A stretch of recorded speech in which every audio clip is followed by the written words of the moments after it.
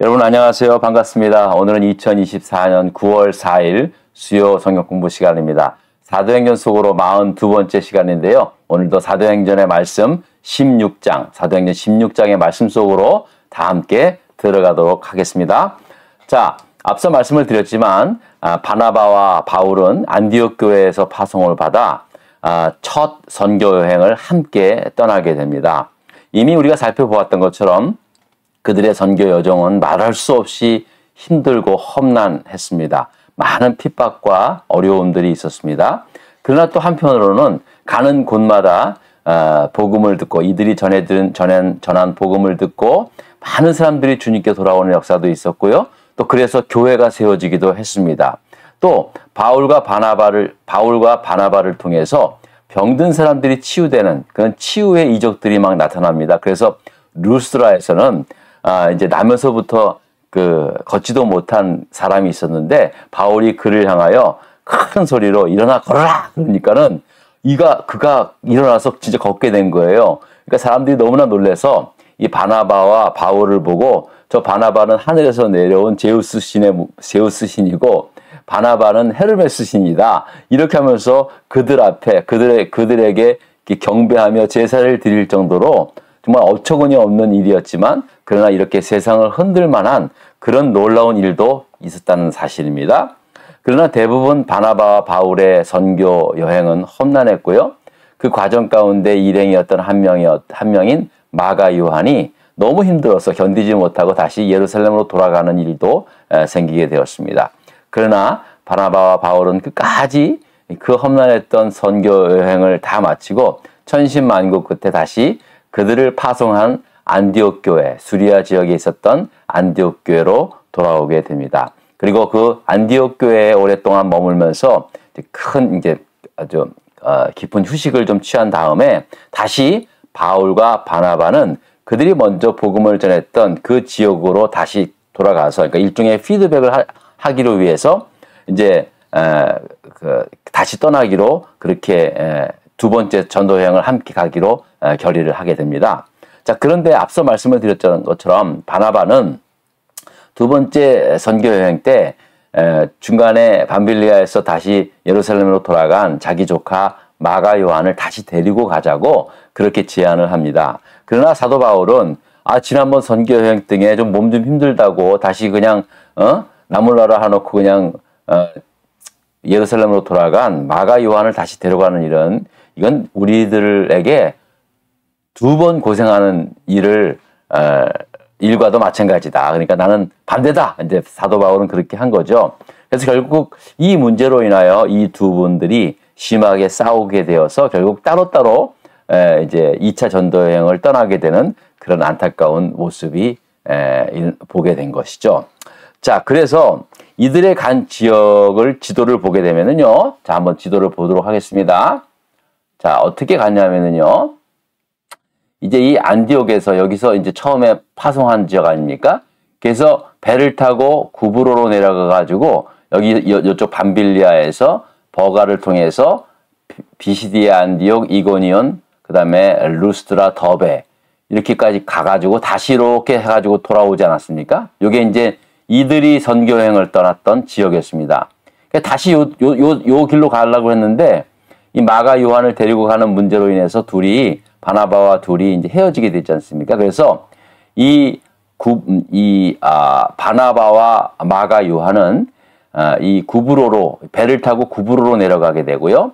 그 다음에 바울의 동역자였던 실라는 육지를 통해서 걸어서 이렇게 해가지고 더베와 루스트라 그 다음에 이 비시디아 안디옥까지 여기가 길리기아 지방이거든요. 이렇게 이제 가게 되는 거예요. 그러니까 둘이 헤어져서 바나바는 배를 타고 가게 되고 바울은 걸어서 가게 되었다라는 그러한 말씀입니다. 자, 그런데 저는 여러분 이걸 좀 보면서요. 제가 좀 깨달은 게 하나 있었어요. 왜냐하면 저는 사실은 지금까지는 이분들이 완전히 싸워가지고 이제 둘이 완전히 쪼개진 걸로 생각을 했거든요. 근데 가만히 지도를 보니까는요. 지도를 가만히 보니까는 분명히 서로가 좀 이렇게 의견이 달라서 헤어진 건 사실이지만은요.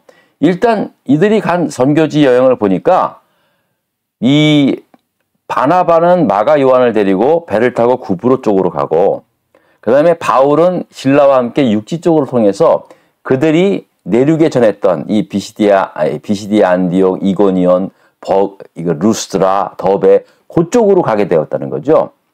그러니까 이게 뭘 의미하냐면요, 서로 합의하에 그러면 바나바 선생님은 밑으로 가고 나는 걸어서 위로 가겠습니다 라고 그렇게 합의를 해서, 어쨌든 간에 그들이 전했던 1차 전도 여행을 했던 그 지역을 서로 한 사람은 배를 타고 이 배 밑에 지방으로 가고, 그 다음에 바울과 신라는 육지로 해가지고 그 이제 그 위쪽 지방, 이고니온, 그 더베, 루스트라 그쪽으로 가게 된 거죠.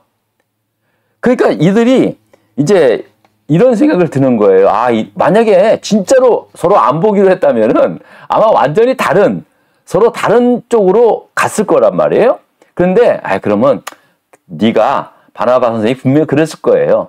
당신이 마가 요한을 데리고 가는 것을 그렇게 부담스러워하니 그럼 내가 데리고 나는 이 밑으로 배를 타고 구브로를 들려서 밤빌리아 쪽, 밤빌리아에서 이 마가 요한이 돌아가지 않습니까? 그러니까 그쪽까지 가가지고 나는 그렇게 그 밑을 돌아보면서 교회를 살펴보겠다. 그러니까 그럼 당신은 그럼 위쪽에 그 내륙 지방을 거쳐서 그 위쪽 지방을 가라.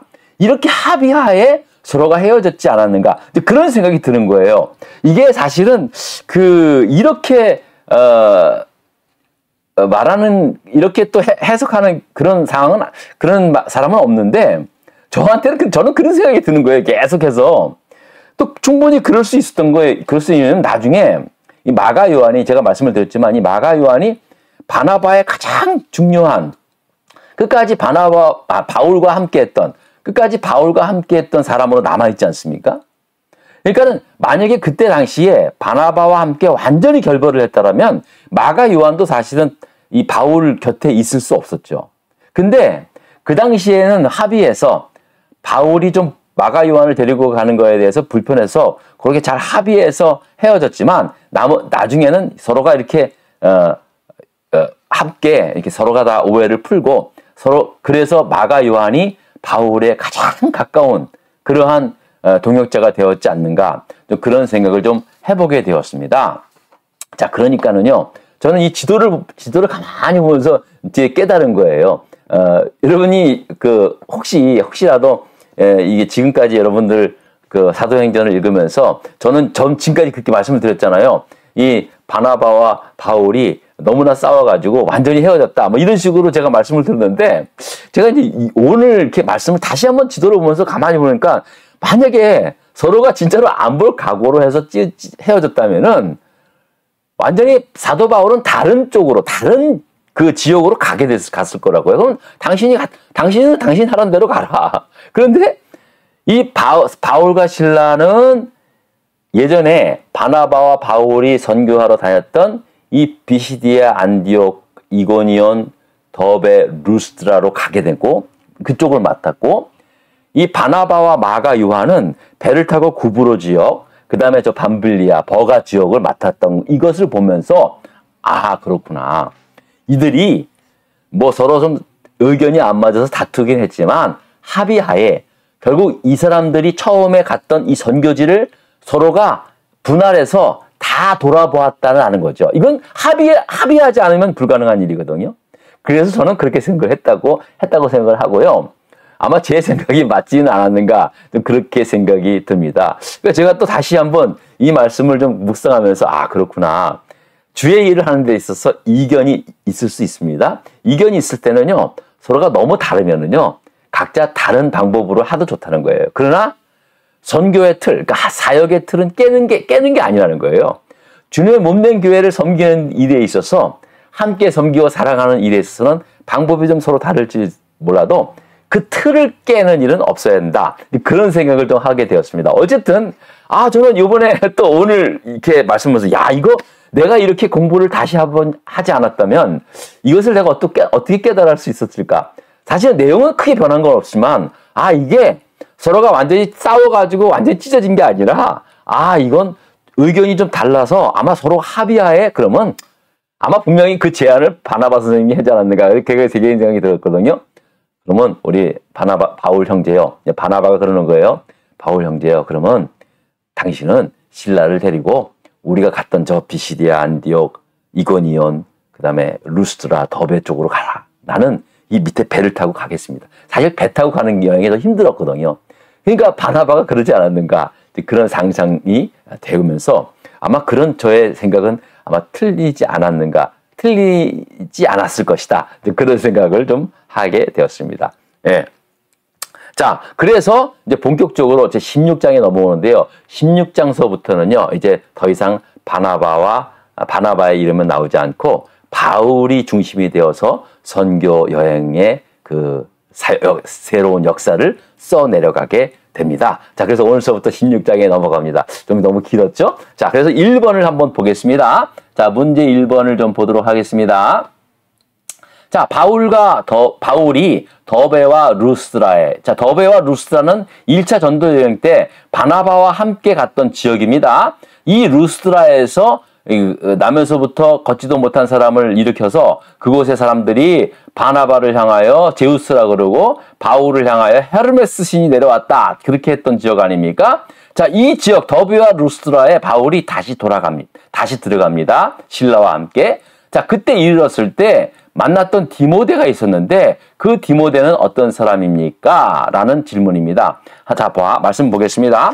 자, 바울이 더베와 루스드라에도 이름에 거기 디모데라 하는 제자가 있으니 그 어머니는 믿는 여자요 아버지는 헬라인이라. 디모데는 루스드라와 이고니에 있는 형제들에게 칭찬을 받는 자니 바울이 그를 데리고 떠나고자 할새 그 지역에 있는 유대인으로 말미암아 그를 데려다가 할례를 행하니 이는 그 사람들이 그의 아버지는 헬라인인 줄을 다 알미더라 라고 그렇게 말씀을 하고 있습니다. 자, 그러니까 여러분, 자 보세요.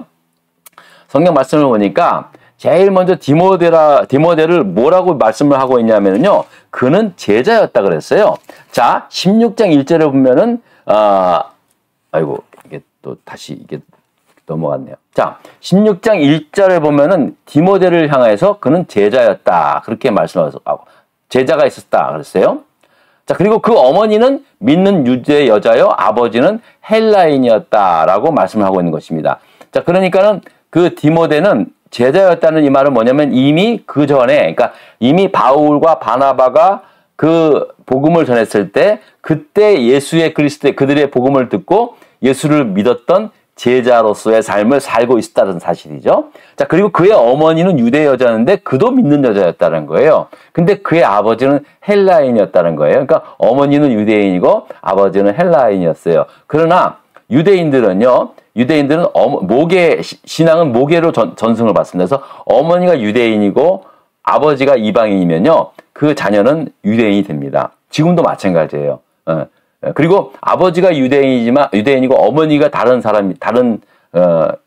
사람들이 이방인이면요, 그 사람은 유대인이 아닙니다. 혈통적으로 나오지 않고 어머니의 쪽으로 그렇게 전승이 됩니다. 그러니까 그 디모데라는 사람은 어머니가 유대인이었기 때문에 유대인이었다는 거예요. 그러나 아버지가 헬라인이었기 때문에 유대 전통대로 그가 살아오지 않았음을 우리가 이제 짐작을 할 수 있었던 거죠. 자, 그리고 또 그가 2절에 보니까는요, 2절에 제가 다시 한번 성경 말씀을 보여드릴게요. 자, 2절에 보니까 디모데는 루스드라와 이고니온에 있는 형제들에게 칭찬받는 자다라고 말씀을 하고 있습니다. 자, 그러니까 디모데는 한마디로 이고니온과 그 루스드라의 교인들에게 아주 이쁨 받는. 그러니까 그 당시에 디모데는 청년이었거든요. 청년 가운데서 아마 어린 청년이었을 것입니다. 어쩌면 청소년기는 좀 지났을 것이고요. 자, 그랬는데 이 디모데가 모든 사람들에게 아주 그 지역의 교인들한테 굉장히 칭찬을 받는 사람들이었다는 거예요. 그러니까 이 말은요, 디모데가 그만큼 이쁜 짓을 했다는 거죠. 아니, 이쁜 짓을 안 하는데 그냥 무조건 칭찬이 있을 수가 있겠습니까? 그러니까 뭐 굳은 일도 다 하고 어른들 잘 섬기기도 했지만 또 힘을 다해서, 여러분 교회에서도요, 참 청년들이 열심을 하고 또 앞에 나가서 찬양하고 막 그러면은요, 잘하고 못하고를 떠나서 얼마나 이쁩니까? 여러분 그렇지 않아요? 우리 교회에도 우리 청년들이 나오는데요. 우리들 청년들 그냥 요즘 청년들이 교회 나옵니까? 제대로 안 나오잖아요. 그런데 그냥 교회 나와서 그냥 예배 드리고 밥 먹고 그 예배 드리는 현장에 나와서 앉아 있는 것만 해도 이뻐. 근데 그렇게 이쁜데 교회 뭐 봉사하고 열심히 하고 그런 거면요 얼마나 이쁩니까? 디모데는 그런 사람이었다는 거죠. 자, 그래서 이곳에서 바울이 왔을 때 그 칭찬받는 디모데를 만나게 된 거예요. 바울도 디모데를 보니까 마음에 쏙 든 거예요.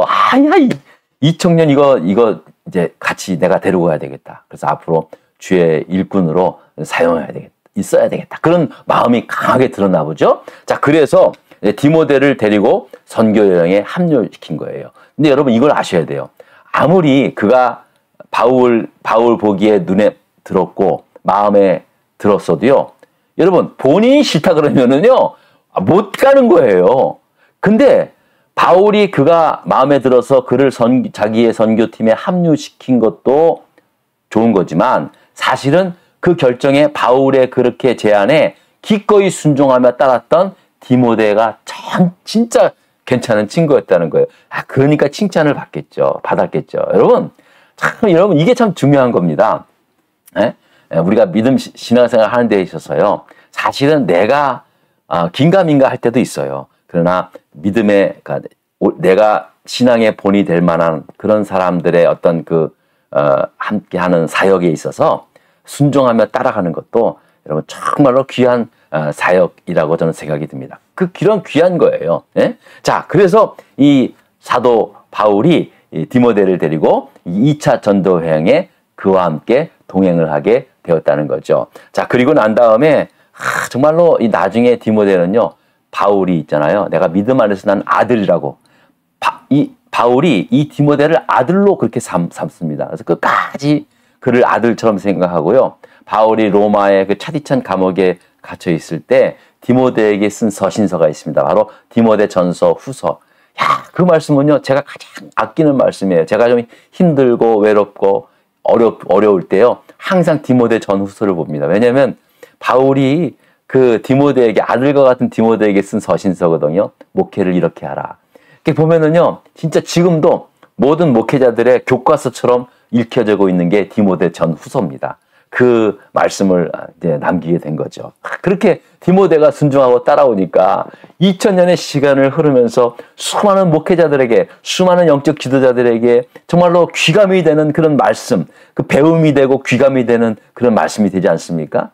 그 디모데는요 그런 사람이었다는 거죠.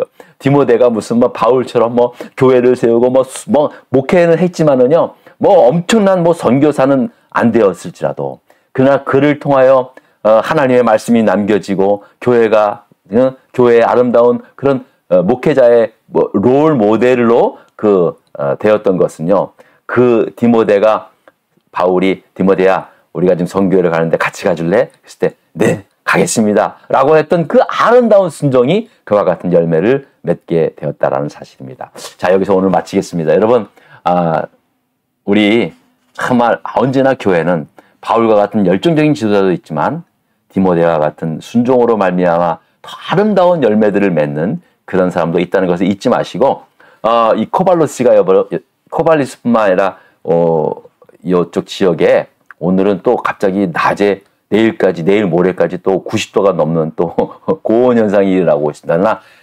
새벽에는 매우 춥습니다. 그래서 여러분 감기 조심하시고, 또 한국에 계신 분들도요, 이제 늘 건강으로 잘 지낼 수 있도록 여기 있는 사람들은 열심을 다해서 기도하겠습니다. 늘 감사드리고 여러분 모두 사랑합니다. 감사드립니다.